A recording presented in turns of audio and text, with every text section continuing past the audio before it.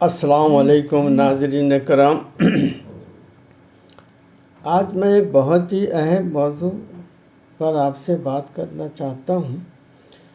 وہ ہے کسی بھی کوآپریٹو ہاؤسنگ سوسائٹیز میں، ہاؤسنگ سوسائٹیز ہوں یا کریڈٹ سوسائٹیز ہو، زرعی سوسائٹی ہو، قرض جات کی سوسائٹی ہو، ہر ایک سوسائٹی کے بائیلاز میں یہ لکھا ہوا ہے لازمی طور پر کہ ہر سوسائٹی جو ہے جنرل باڈی کے منظوری سے ایک انٹرنل آڈیٹر مقرر کرے جو سوسائٹی کے تمام معاملات کا جائزہ لے، اور اس میں اگر کوئی معلوم ہو کہ صاحب کوئی غلطیاں ہوئی ہے تو وہ اس کا کام ہے کہ وہ فوری طور پر جو ہے وہ اپنے انتظامیہ کو رپورٹ کرے کہ صاحب یہ غلطیاں قانونی طور پر، مالی طور پر ہوئی ہیں، اس کو آپ دیکھ لیں۔ یہ اس کی ذمہ داری ہے اور ہر ماہ اس کا کام۔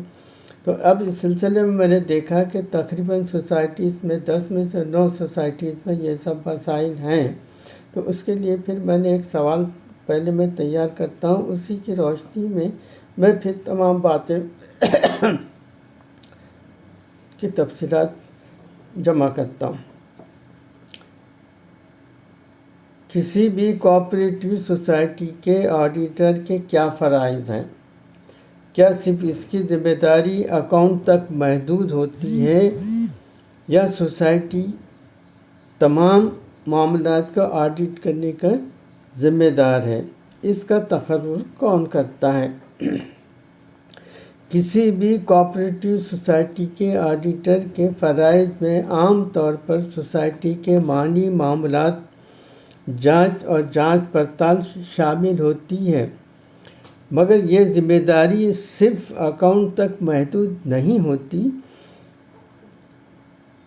آڈیٹر کا یہ کام بھی ہوتا ہے کہ وہ سوسائٹی کی تمام مالیاتی اور انتظامی معاملات کا جائزہ لے اور یقین دہانی کرے کہ سوسائٹی کے تمام امور قانون اور ضوابط کے مطابق چل رہے ہوں۔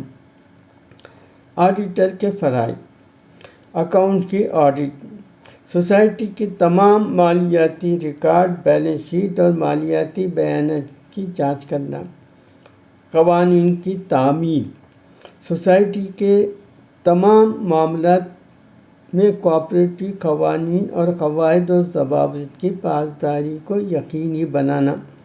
بدعنوانی یا بے ضابطگیوں کی نشاندہی، اگر کسی بدعنوانی، دھوکہ دہی یا بے ضابطگی کا شبہ ہو تو اس کی اطلاع دینا۔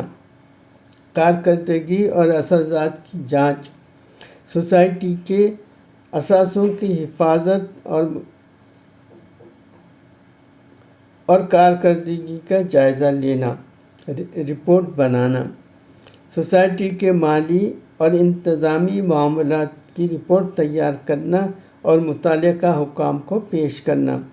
تقرری، کوآپریٹو سوسائٹی میں آڈٹ کا تقرر عام طور پر سوسائٹی کے بورڈ آف ڈائریکٹرز یا متعلقہ حکومتی ادارے کی طرف سے کیا جاتا ہے۔ اکثر حکومت کا تعاون یا ہدایت بھی اس میں شامل ہیں، خاص طور پر اگر سوسائٹی کسی حکومتی قوانین یا ضوابط کے تحت چلتی ہو۔ مختصر، آڈیٹر کی ذمہ داریاں سوسائٹی کے مالی معاملات کے ساتھ ساتھ اس کے انتظامی اور قانونی معاملات کی نگرانی اور جائزہ لینے رہنے تک ہے۔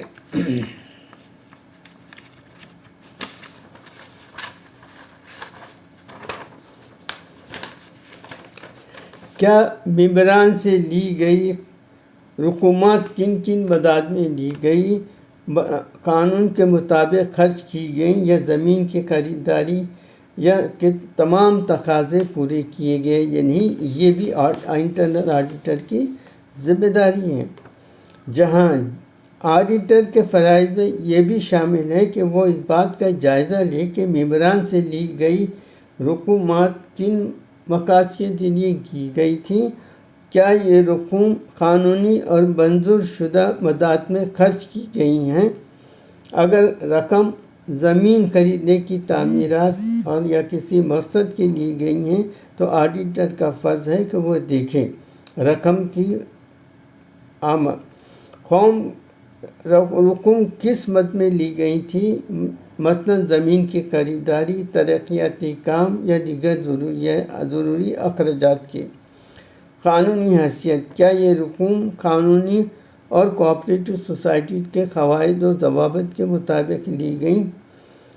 خرچ کی نگرانی، آڈیٹر یہ دیکھتا ہے کہ جو رقوم جمع کی گئی تھی وہ واقعی انہی مدات میں خرچ کی گئی ہیں جن کے لیے رقم لی گئی تھی۔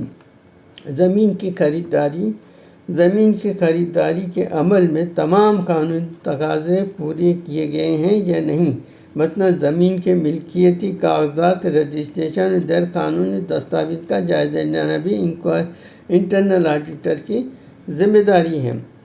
ضوابط اور تقاضے، آڈیٹر اس بات کو یقینی بناتا ہے کہ سوسائٹی کے تمام قانونی تقاضے جیسے بلڈنگ پلان، منظوری نقشے کی منظوری، قانونی اجازت نامے پورے کیے یا نہیں۔ آڈیٹر کا یہ کام ہے کہ تمام امور کی جامع جانچ کرے، اگر کوئی بے ضابطگی یا غیر قانونی عمل نظر آئے تو اس کی نشاندہی کرے اور اپنی رپورٹ میں ان مسائل کا ذکر کرے تاکہ متعلقہ حکام مناسب کارروائی کر سکیں۔ یہ ہے انٹرنل آڈیٹر کی ذمہ داری۔